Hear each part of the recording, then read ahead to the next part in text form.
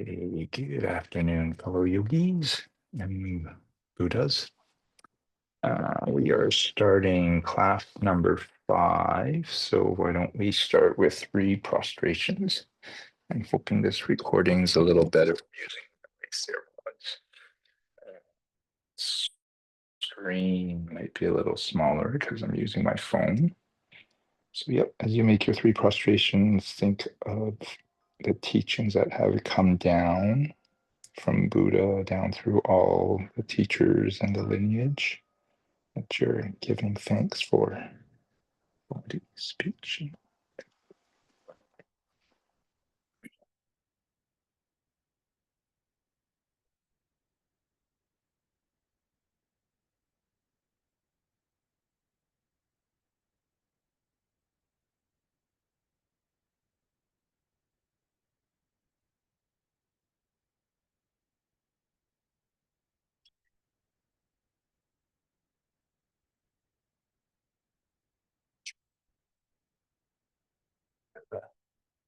Now we'll start with the offering the mandala. So I will put it over here so maybe you can see it if you can't find that on your binder. Here is the great earth, filled with the smell of incense, covered with bed of flowers. In my mind, I make this paradise of this, the sun and the moon, and offer it all to you. By this deed, may I reach enlightenment for the sake of all living beings. Idam Guru Ratnam Madalakam Niratayami. Yuki, can't be doing this. Okay, hold on. And we will do the refuge, but as it is class 5, we'll do the refuge in Tibetan. And we do it 3 times. Show it to you. Oops. It is over here, those lines. So it goes Sangye Chudang Soki Choknam La Changshu Pardu Dakni Yapsu Chi Dakni Jinyen Kipe Sunam Ki Drola Panchir Sangye Drupar Shok Sangye Chudang Soki Choknam La Changshu Pardu Dakni Yapsu Chi Daknu Jinyen Kipe Sunam Ki Drola Panchir Sangye Drupar Shok Sangye Chudang Soki Choknam La Changshu Pardu Dakni Gyapsu Chi Dakni Jinyen Kipe Sunam Ki Drola Panchir Sangye Drupar Shok. So thank you for listening to this, as I definitely understand on a beautiful Saturday afternoon, midday. It's probably nice that you enjoyed it and then listen to this or watch this when you can. So the review was last week. It's been, I think, big part of the class talking about the first Arya truth, sometimes called the Four Noble Truths. But Geshe Michael Roach likes the translation of Arya truths because supposedly you really only realize this after you've seen emptiness. Right? I'll explain a bit more about that. But last week we definitely gave a lot of examples about life is suffering, so you can listen to that if you would like to. The second Arya truth is that there is a cause for this suffering. And the word they use in Buddhism, word translated, is ignorance. Now, if you Google up ignorance, the definition I saw was lack of knowledge or information, which is similar to what Buddhism says, though Specifically, it's more a lack of knowledge about how things exist. That in our reality, what do we see as us? I'd say for many people, it would be the border of us, our hands up to our feet, up to our head. Um, you know, that you're listening to me and I am not part of you, that you're looking at a device, computer, laptop, and you'll probably say that's not you. Even something close to you, like the clothing you're wearing, you'll probably say, no, that's not me. Um, and so, even though the famous example in Buddhism that Michael Roach talks about the pen, I should have mine with me, but since I don't, I will use this candle here. That this candle appears to us as a candle, but is not defined as that for someone who might not have ever seen a candle. You know, they say an Aboriginal uh, living somewhere where, they've my partner Georgina just went off to Greece where she was hiking in the valley where she said there would be like 20 or 30 people who live there, kind of away from off the grid. And yeah, they can sustain themselves. So that would be an example. If they didn't have beeswax, I guess they couldn't make a candle. Babies, you'd understand, would not recognize this as a candle. And animals, a dog there would not recognize this as a candle, right? So pretty much this example is to explain how everything we see, our world, actually comes from us. Um, it comes from the projections from our mind, um, and these projections come from our past karma. And so what we see and what we hear, what we feel, think of it like a blank movie screen. And that our mind, which is projecting this, is like the projector. And the film, that runs through the projector in a movie theater, runs through our mind, is things that we've done in the past that has been recorded. So I really like that metaphor or that example because, yeah, film is recorded from the past. You know, um, you could say if you're using a phone, you could do a live video, but yeah, with film, it's usually recorded. So I was going to start with a little visualization, a little meditation. I'm going to ask you to just close your eyes.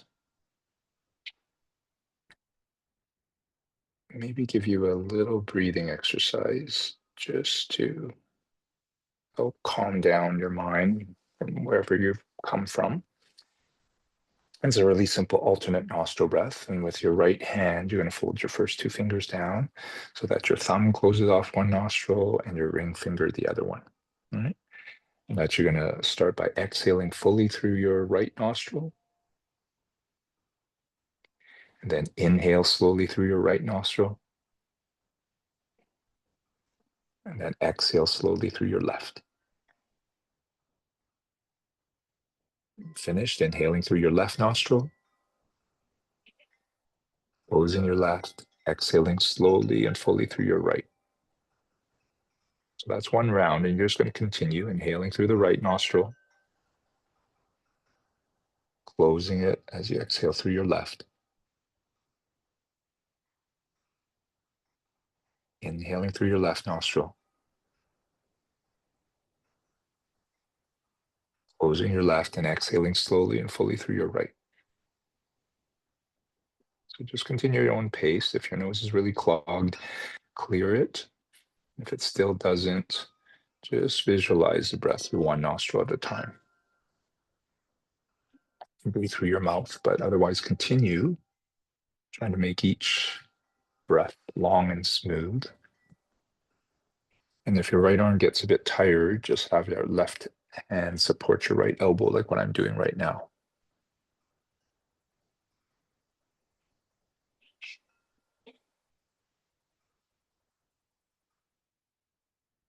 And it's common that your head might drop down a little, turn a little to the right. But if it does, see if you can just keep it centered. Because you are working on slowing down your breath by breathing through one nostril. But they say you're also balancing the warm and the cool energy in your body by just breathing through one nostril at a time. So you don't want to turn the head or drop it so that you block off one channel.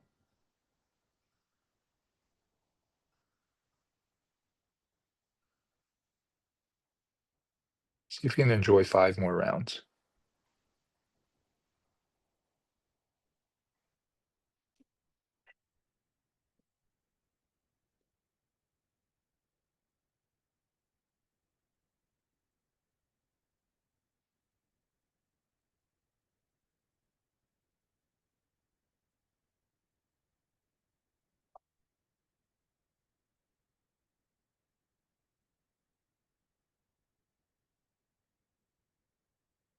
And keeping the breath long and smooth.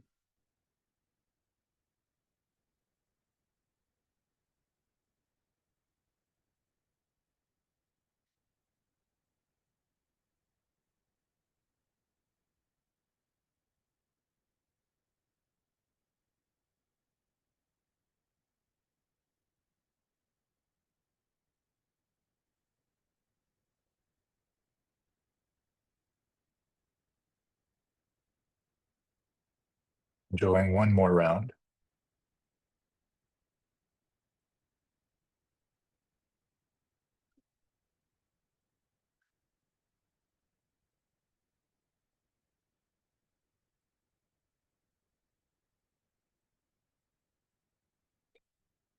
When you finish, just placing the palms down and enjoying your breath through both nostrils.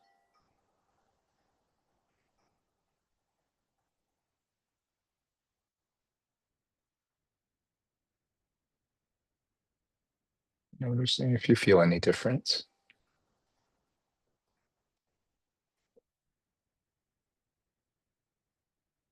Just like yoga, I'd say sometimes you don't feel a big difference if you already are calm and centered, and you feel more of a difference. Usually more needed when you don't feel so centered and calm. But this is one of my favorites, and I do a variation of this before I go to bed every night, so I don't think before I go to bed. And maybe tomorrow, next class, I will kind of guide you into that variation. But this one's really simple. I'm sure we did more than 10, but you might want to count 20 before you go to bed, before something stressful, after something stressful, and it can help, right? As our breath affects our emotional and our mental state. So keep your eyes closed. If you're sitting up and it's not so comfortable, feel free to get into a comfortable position or even lie down. I'll just kind of guide you into a short visualization to have you just close your eyes and think of a past memory, a fond one that bring you a little outer or a little inner smile for you.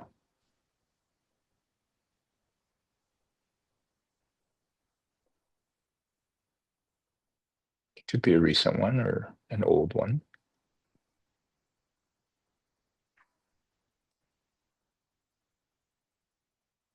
So just visualize what you see. Who's there?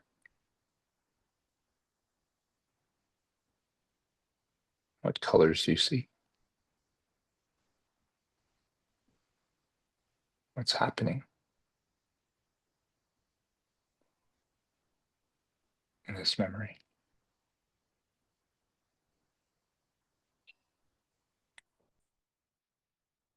And what about it makes it a good memory?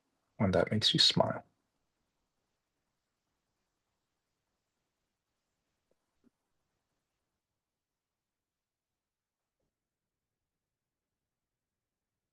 Okay, is there someone else in the scene other than yourself?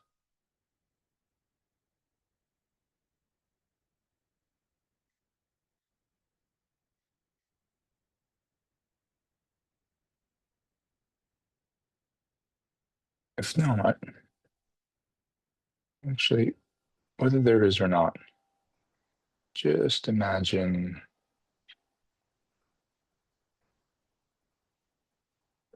someone joining the scene, just watching this memory beside you. It's kind of like this memory, this scene is playing on a movie screen, and you just invited someone else to watch it and experience it. They can feel it in this special movie theater. Instead of 3D, you can feel how you feel inside, as well as hear. Maybe they can touch and even taste. That's part of your scene.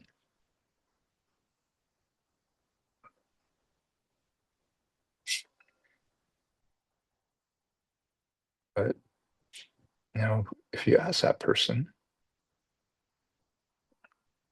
do you think they'll like it as much as you?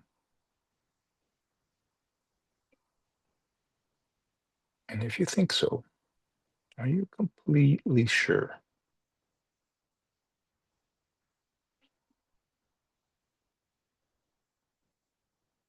Truth is, it's hard to know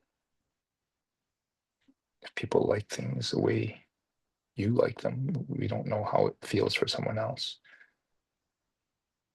I think you might also realize it's probably pretty difficult to have someone else feel exactly the same as what you do.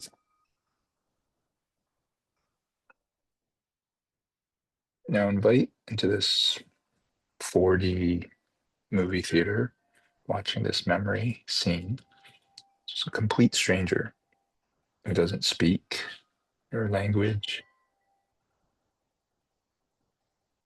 and who's also now watching this like short movie.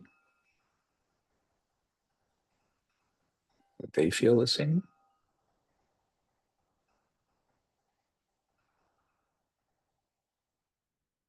And if a young child joined in, would they even stay engaged? If my dog came in, they even look at the screen.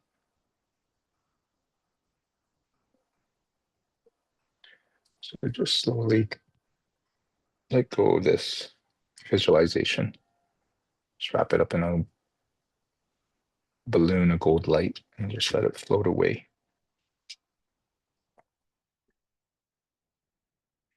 In some ways, I just can stay lying down or just kind of move around if you need to. Some ways, I was just giving you another way to see the pen, see an example of emptiness. Um, I have to admit, I had a roller coaster of a week emotionally. The biggest highs and yeah, some of the biggest lows.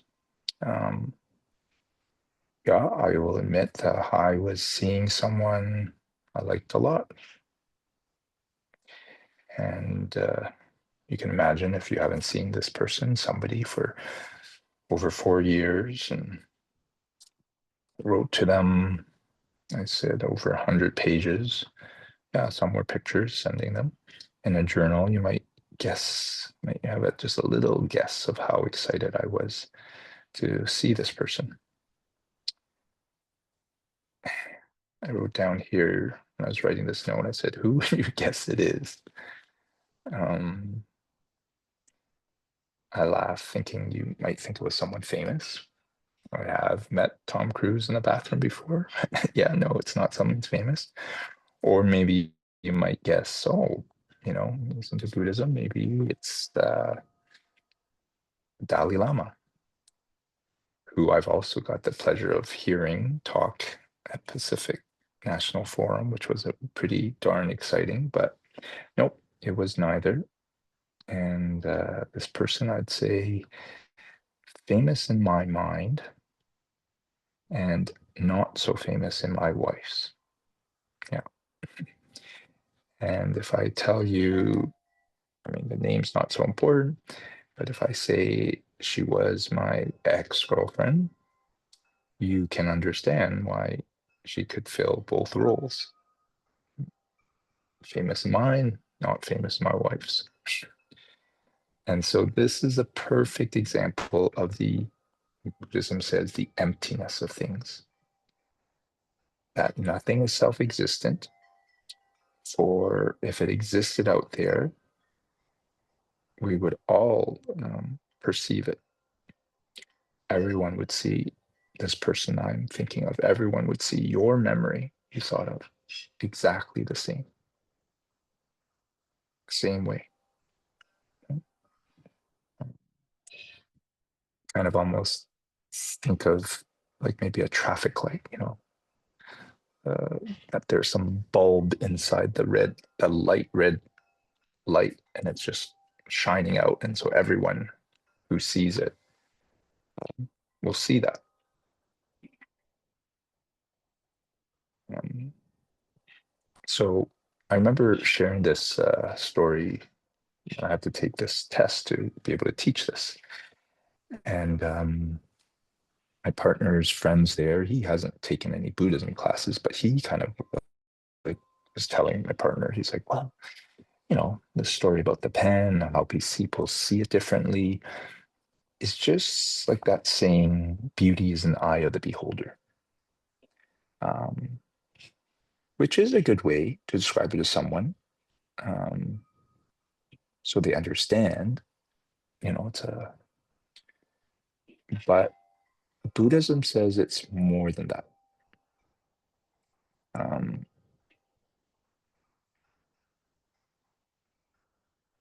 because this isn't just how you see something, but emptiness is a way to explain where it came from. Like, yeah, beauty in the eye of the beholder.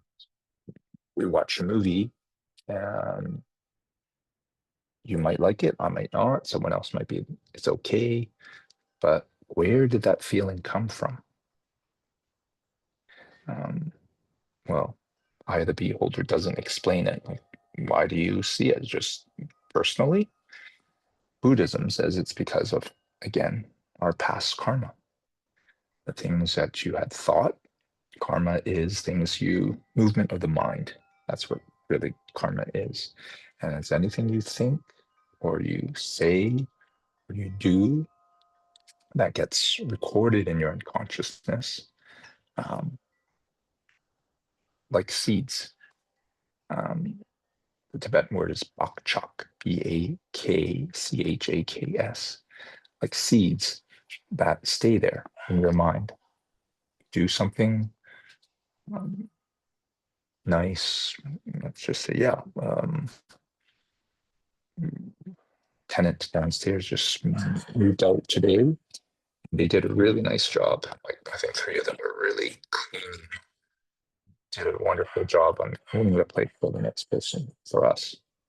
And so I believe that's the feeling they had, and that feeling of taking care of the place will be something that will be a seed in their head.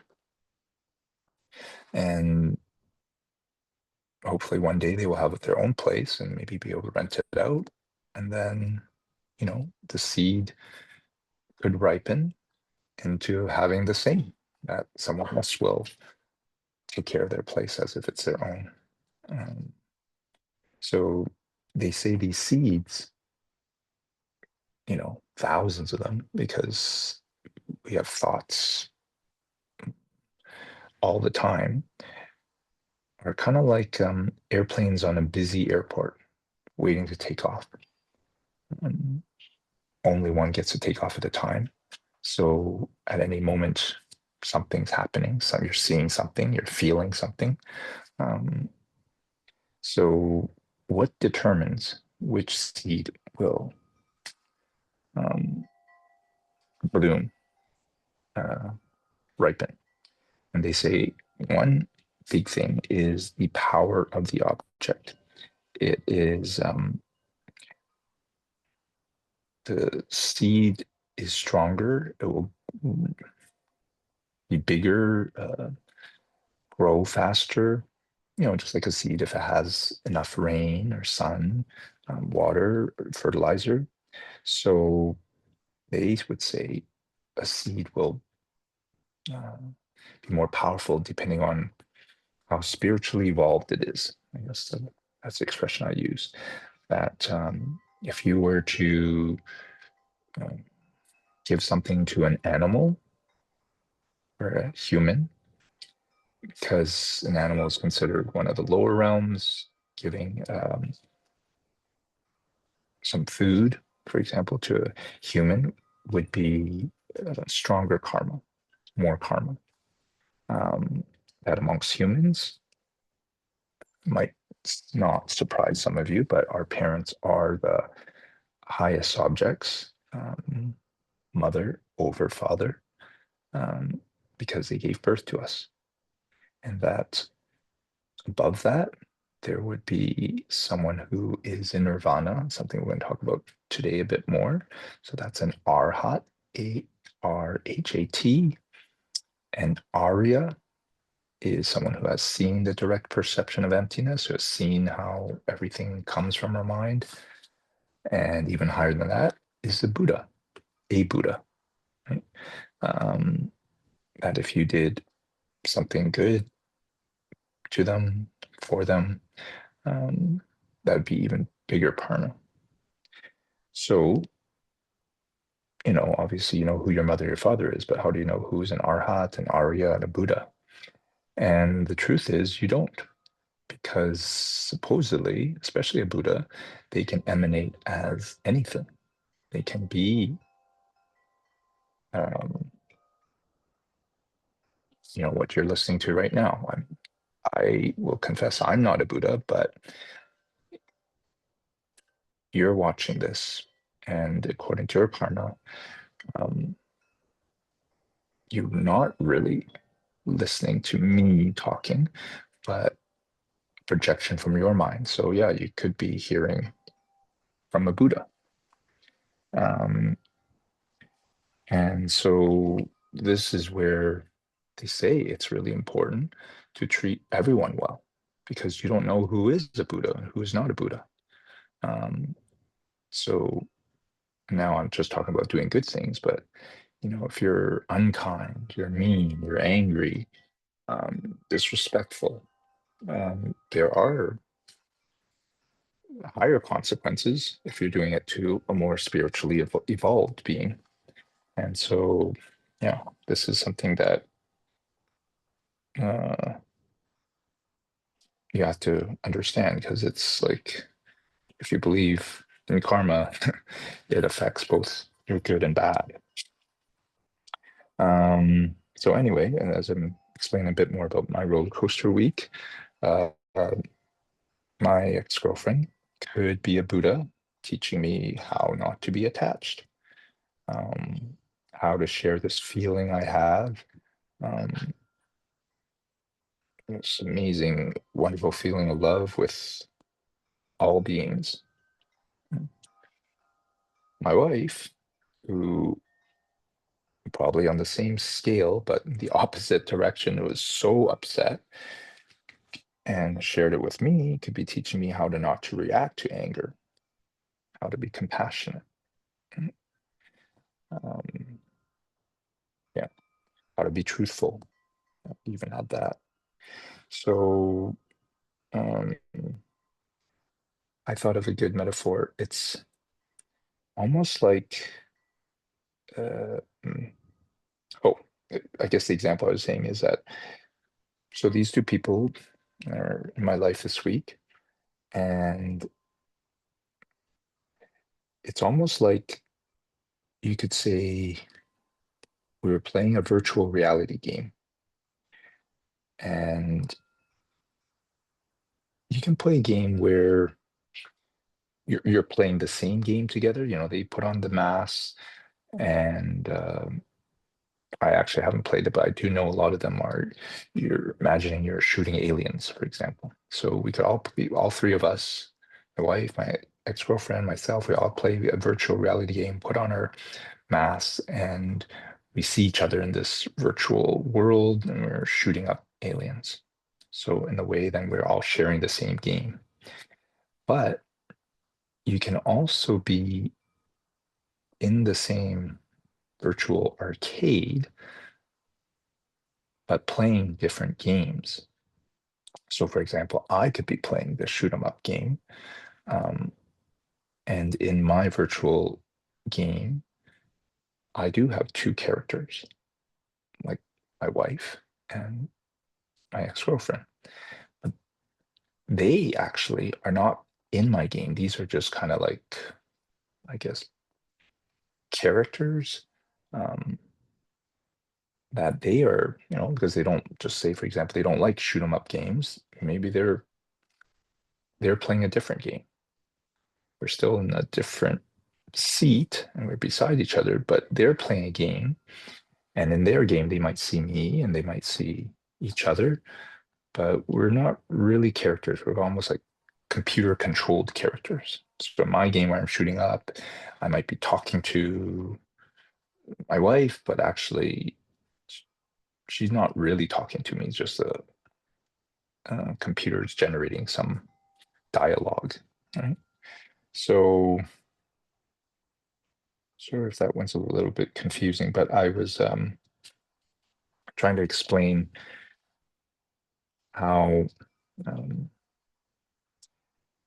it may appear sometimes that we're like, how does this reality exist when we're existing with other people? Maybe it seems quite simple if you're just on your own, but with your other people, it really is like the second scenario where you are in different games.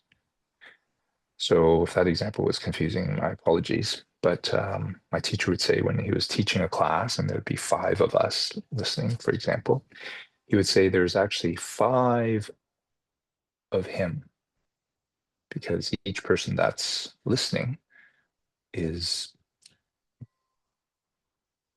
um, seeing and hearing a different version of him. And yeah, so that is what I wanted to explain that the power of the object affects our karma. Another thing that affects your karma, whether it ripens first, it becomes something bigger. Um, they say sometimes if you do not so good karma, but it's a small one, it might just manifest as a little headache. Or, like, it could be a big headache, or it could be actually what you do. Like I shared in the earlier class, I stole money from my mom and I actually did lose a lot of money, $500,000, many years later. So another factor is your motivation and intention. And this is where they say if you accidentally stepped on an animal, you're hiking in the woods. So there's certain times of the year where there's these little slugs that fall off the branches and you step on them without knowing them. that's different, less karmic power than if you went on a hunting trip and you were actually hunting bears or hunting animals and you actually killed them. Right? I heard another example where, if you were to have a fish at a restaurant, there's different karma than less than if you actually went to the fish market and you pointed at a specific fish and asked the put that fish with a net and knock it on the head. And another example that came was that many years ago, my wife and I had an abortion, partly my fault and wear protection, and I was prepared to have it if my wife wanted to, and she decided she didn't want to, and so we went ahead with it. An acupuncturist came over a week later, or I think maybe even the same day, to try to give some treatment to my wife to help her recover. And then kind of quietly went up to me and said, "Oh, I was a bit surprised you're having this because I heard you're studying Buddhism." And yeah, I actually have to admit, maybe fortunate for me, we didn't get to the part talking about karma and its effects. So I didn't think actually having an abortion was killing. I guess, yeah, that's what I didn't know. And funny enough, a few weeks after, I did hear that one of the vows um, for a layperson that they can take is not killing, and let me use a specific example, not having an abortion. So um, anyway, I wanted to share this because it, we, with our words, what we say, sometimes what we don't say, don't do, sometimes it hurts other people. One might not say thank you to someone, and then that person could feel hurt. They don't feel appreciated. It happens a lot. Um, well, but anyway, just to forgive yourself if you do something like that and you didn't have that intention. Because, what we say and do can affect people differently than how we intended. You might not even be thinking about them, honestly. And we do affect them. So definitely know karma is less if you don't have that intention. So I just first, I will next week also review ways to, they say, stop a seed from ripening. Um, one of the principles of karma is that if you do an action, you will get a result. Excuse me. But there is a way to nullify that uh, action or the result. So I'll share that next week. But what they always say, if you talk about emptiness, is that you have to talk about karma too, which we are, but because they are two sides of the same coin. And sometimes you'll hear Buddhism, the reference to the middle way. Um, I used to think it was not being too happy or not being too sad, but actually that's not the truth. You know, you are supposed to enjoy the good karma that comes into your life, all the joys and the things that you love. Enjoy them fully. Don't, but know that it may not be from what you think it comes from, right? Um, Same on the side that you don't like. But they really use the word middle way because sometimes some people who hear this teaching about emptiness, that things don't really exist out there, um, they can have two. conclusions from this. One is that they still believe everything exists as it is. That, you know, the thing that they think will give them happiness, let's just say, example, money, you know, uh, if they believe that having a lot of money will make them happy, um, so they will continue pursuing getting lots of money, thinking that'll make them happy. And some never get that, and they continue their whole life that, and some soon realize that money cannot doesn't make them happy, right? Um, and some, you know, the example that they say it is that some believe, well, things are the way they are, and so they can even justify to themselves. I've heard this from a few people before, my kids even, that they'll steal from a big profitable company, and they don't think it's bad because, you know, they'll say, oh, the company's making lots of money or is bad or it's greedy. They won't have nothing will affect them, you know. So um, some people who see things as being self-existent, supposedly, will see prodigies, you know, people who are really, really good at things, um, lottery winners, um, as just lucky. How do you explain, you know, maybe their classmate, you know, who they're smarter at, and they always were, somebody getting a better job, getting a better paying job than them. Oh, they were just lucky. Um, while Buddhism will say they probably practice this gift. Um, if they were prodigies in their past lives, this is why two kids from the same family, if any of you have siblings, um, even if you know twins with the same upbringing, can be totally different, you know, different from each other, different from their parents, and have different results in their lives too, like in terms of their health, their relationships, work satisfaction, you know, everything. So that's one view people can have. Things still exist out there, you know, um, or that some people will think, okay, nothing exists out there, right? It's not really real. It's all from my mind. So they will think, okay, then I can do whatever I want to do. It, maybe it's a little bit like my first example, but um, that, yeah, they can kill, steal, do sexual misconduct, lie, maybe review some of the 10 misdeeds, most common misdeeds next week too. Um, and it doesn't matter. And this is where they'll say, well, if you believe nothing really exists, works, go out on the street and get hit by a car and see if things work. Because they do work in this samsara.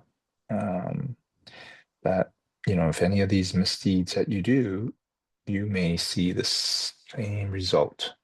Example, if they say you kill, um, you know, in this lifetime, you can be sick. You can have a short life. Um, you can be killed yourself. So there is kind of results for each of the misdeeds, which I think I'll try to go over next week. Um, but yeah, I think it's worth repeating because, you know, I guess the takeaway is that if you're suffering at all, physically or emotionally, mentally, right now, it is saying this understanding can help you. That whatever you're suffering from, if you believe that it comes from your past karma, well, then one way to stop it is to plant the opposite seed. You know, use for example, if you are feeling like you don't have a lot of money, well, that could be that you didn't give money in the past.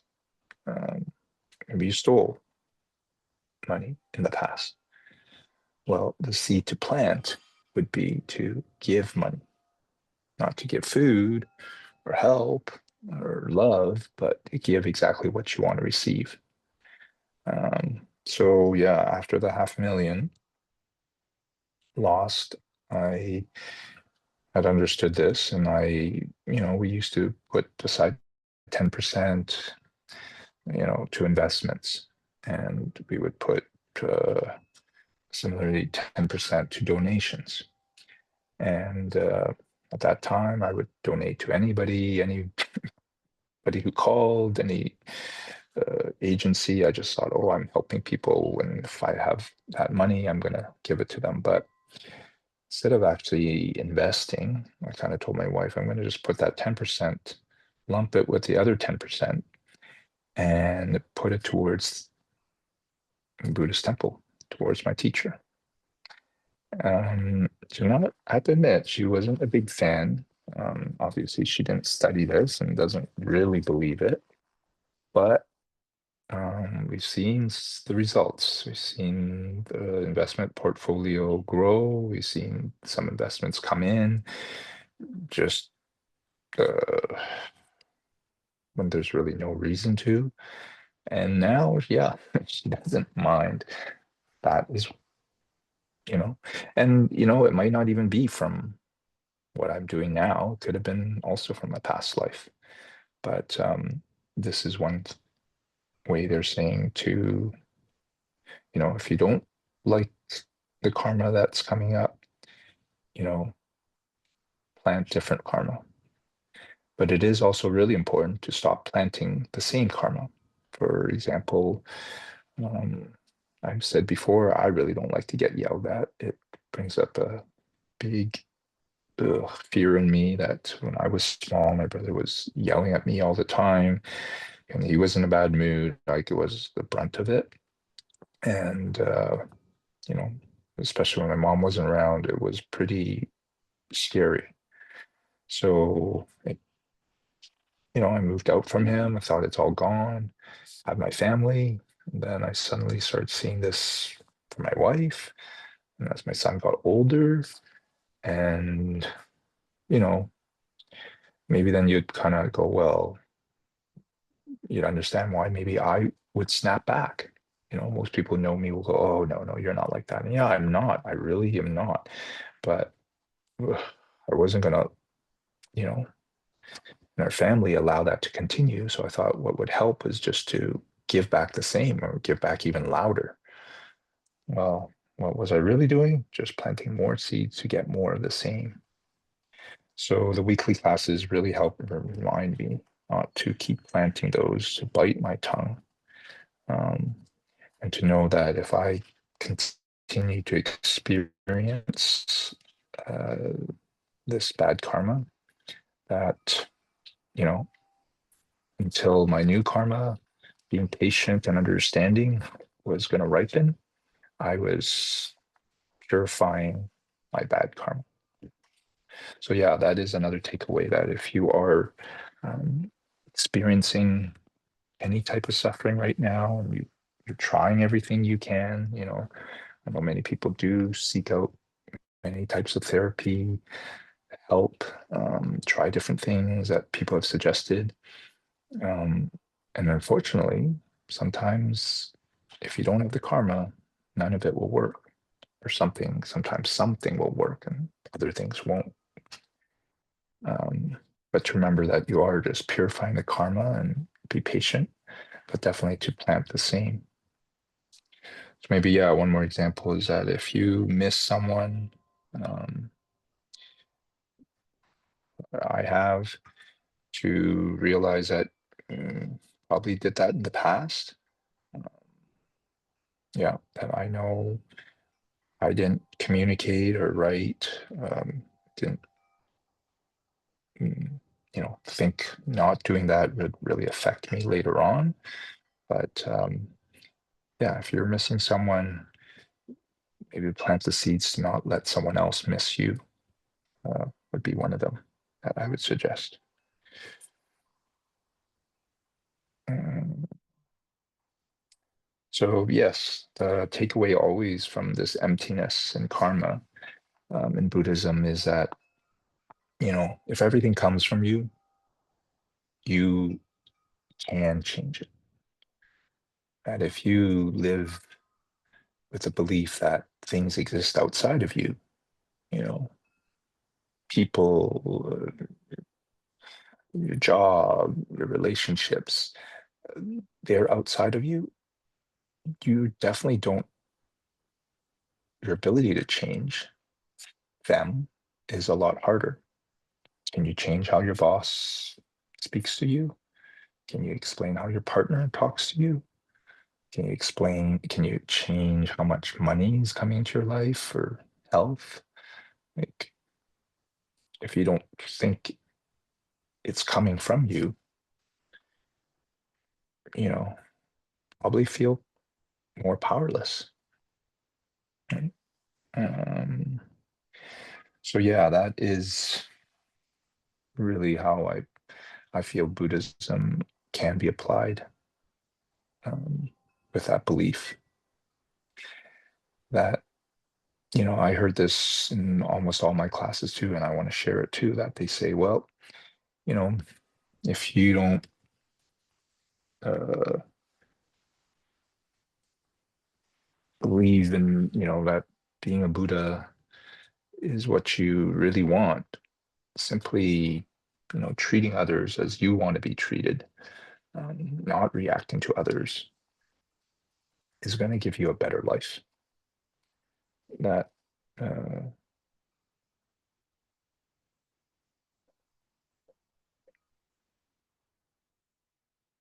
the journey to become a Buddha will make your life less suffering, make life more beautiful, which is definitely what I feel I've experienced and which definitely keeps me on the path. Yeah. So the last little bit, I will just share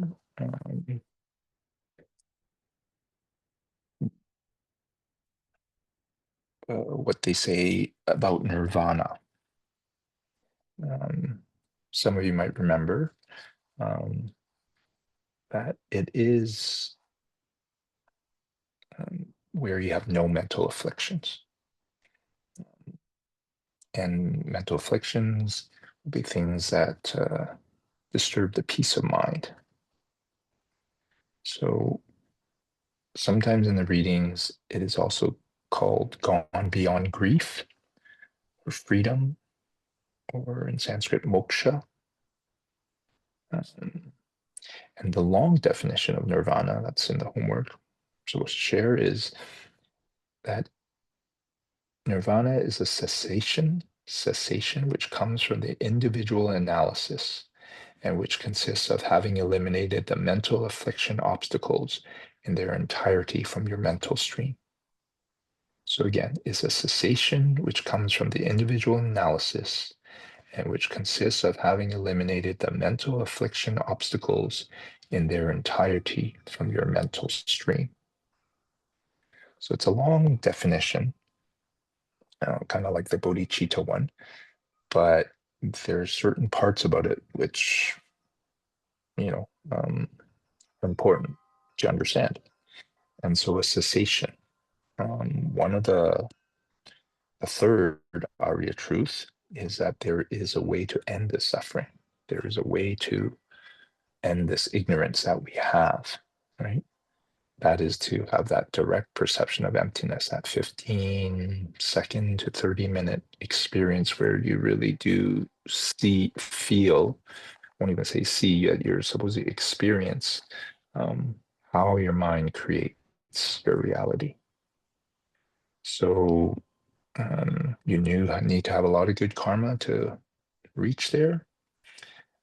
But when you reach there, you will have a cessation. You will no longer believe that things exist self-existently.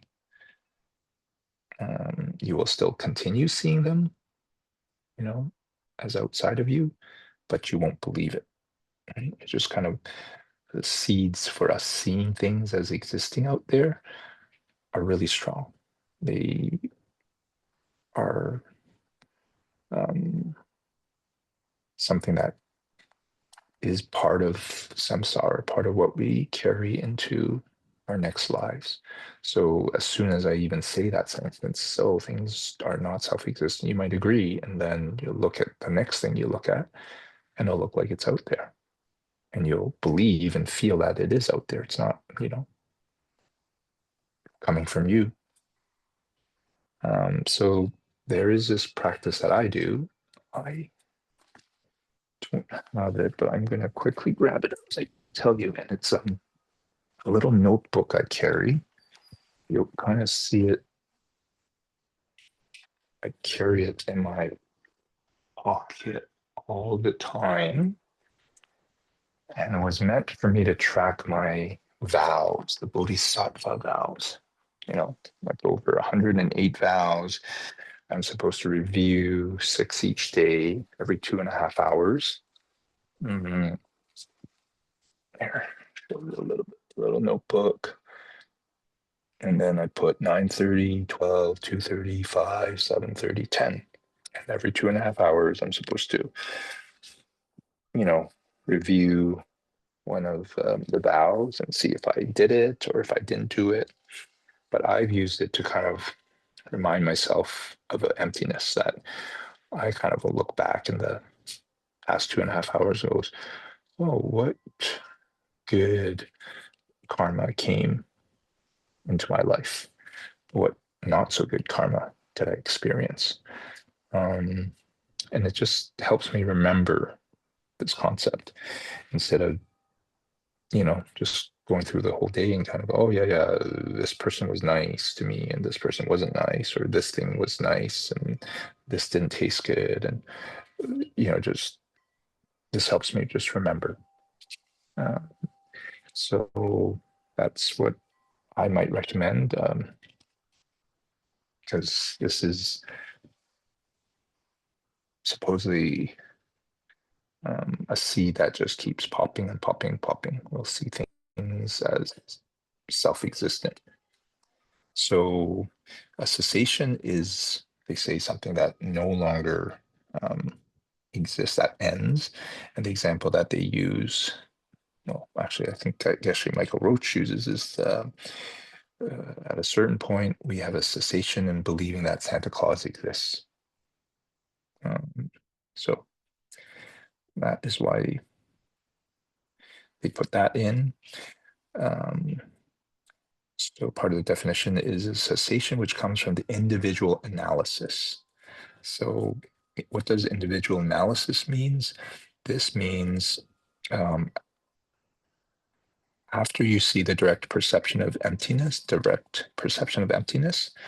you really realize in your mind stream these 4 Arya truths. It's not just something you've memorized, but you really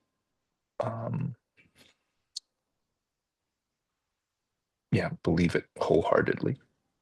And so connected to the first one, that life is suffering, they say for a day you can read the thoughts of others and you can see their mental afflictions. Connected to the second one, there is a cause for this suffering, is that you also realize everything you've done in your life has been selfish. That even if you thought you've been helping someone else, it's come from something you've done, which actually makes sense to me. I've heard this before, and yeah, sometimes when we're helping others, it makes us feel good. Right? Third one, that there's an end to this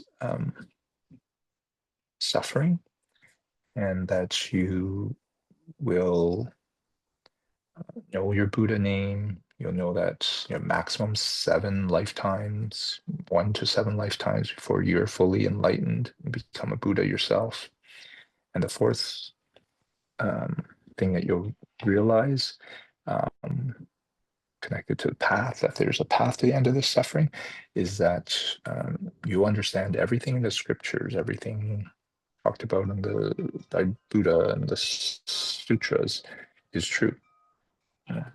Um, so, and the last point is where it says you eliminate the mental afflictions, obstacles in their entirety, is that you also get rid of the seeds that are in your mind.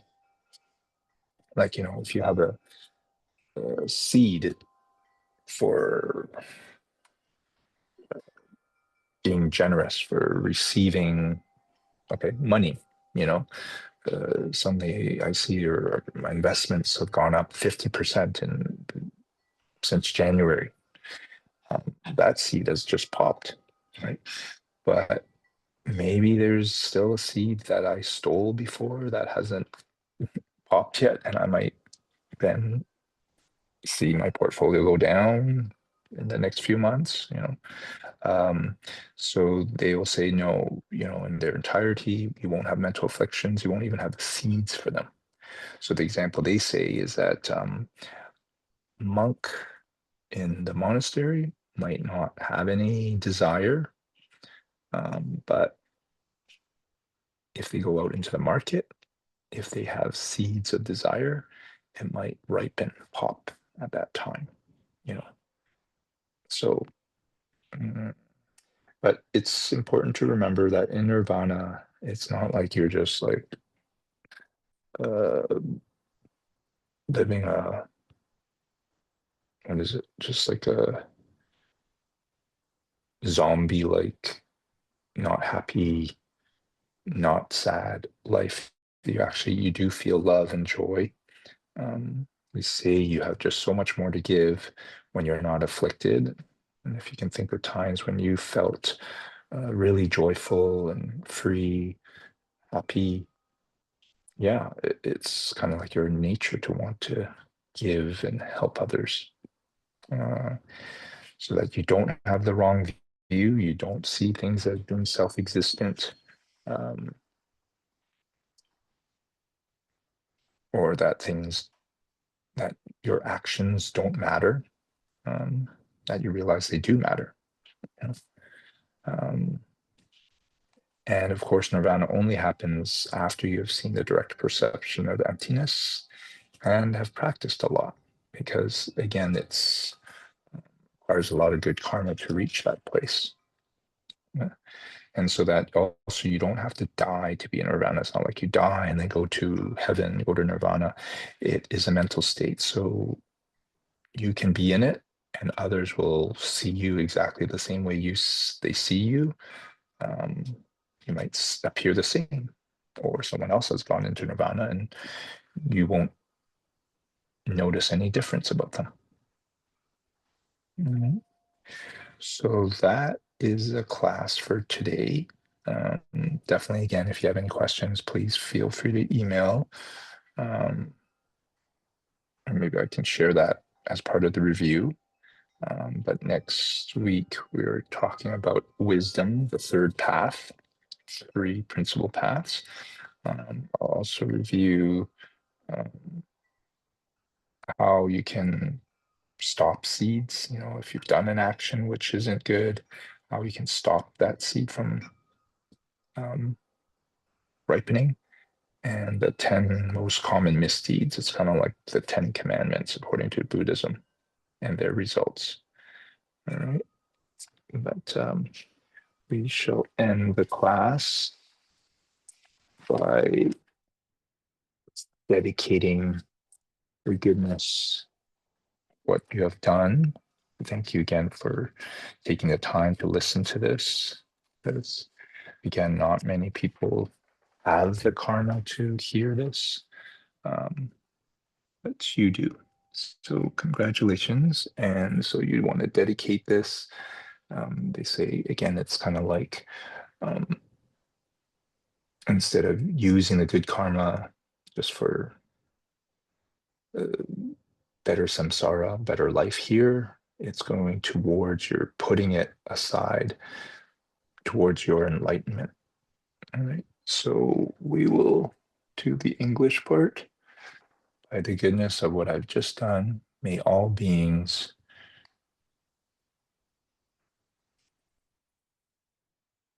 complete the collection of merit and wisdom, and thus gain the two ultimate bodies that merit and wisdom make. Let's do prostration. We again thank the teachings that have come down. Speech and mind.